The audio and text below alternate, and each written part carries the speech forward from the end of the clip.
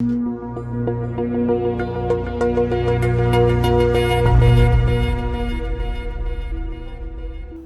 में corona virus के नए मामले अब हर रोज रिकॉर्ड तोड़ रहे हैं। देश में कुल कोरोना वायरस केस की संख्या 3 लाख के पार पहुंच गई है। भारत दुनिया में कोरोना वायरस से सबसे प्रभावित देश की लिस्ट में अमेरिका, ब्राजील, रूस के बाद अब चौथे नंबर पर आ गया है। अनलॉक 1 के बाद कोरोना की रफ्तार बेकाबू हो गई है। पिछले करीब एक हफ्ते में भारत में रोज 10,000 और उससे ज़्यादा मामले सामने आ रहे हैं। दूसरी ओर केंद्र की मोदी सरकार कोरोना के बढ़ते आंकड़ों के बीच अपनी पीठ थपथपा रही है और बता रही है कि कैसे उनकी सरकार ने कोरोना को रोक दिया है। केंद्रीय मंत्री प्रकाश जावड़ेकर का कहना है कि कोरोना की महामारी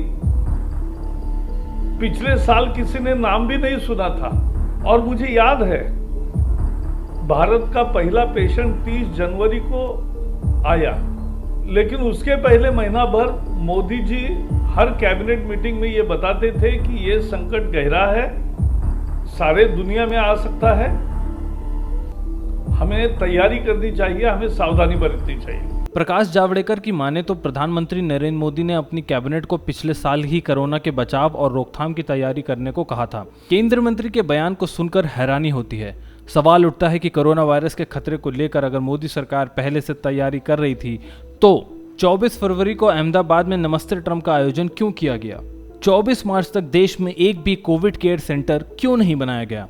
दूसरे देश से आ रहे यात्रियों की जांच प्रक्रिया क्यों नहीं शुरू की गई? लॉकडाउन लगाने की तैयारी पहले से ही क्यों नहीं की गई? क्या लॉकडाउन लागू करने से पहले मजदूर कामगारों के लिए कोई नीति बनाई गई थी? सरकार भले ही आंकड़ों के जरिए कोरोना वायरस को रोकने के चाहे जो भी जुमले बोल रही हो, लेकिन स्वास्थ्य मंत्रालय के आंकड़े कुछ और ही कहानी बयां कर रहे हैं।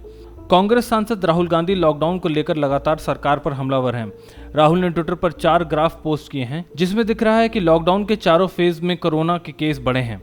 राहुल ने कोट किया है कि बार बार एक ही पागलपन करते हुए अलग अलग नतीजों की उम्मीद की जा रही है।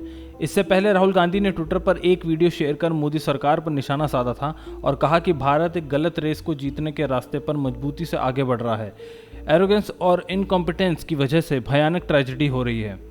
विपक्ष मोदी सरकार पर मरीजों के आंकड़े छुपाने का आरोप लगा रही है। इस दौरान राजनीति भी चरम पर है, लेकिन दूसरी ओर आम आदमी कोरोना की गिरफ्त में आ चुका है, वो चाहे कोरोना वायरस से संक्रमित होकर या फिर कोरोना के भय से। अब देखना यह होगा कि मोदी सरकार भारत में कोरोना वायरस को फैलने से रोकने के लिए कौन सा कदम उठाती है।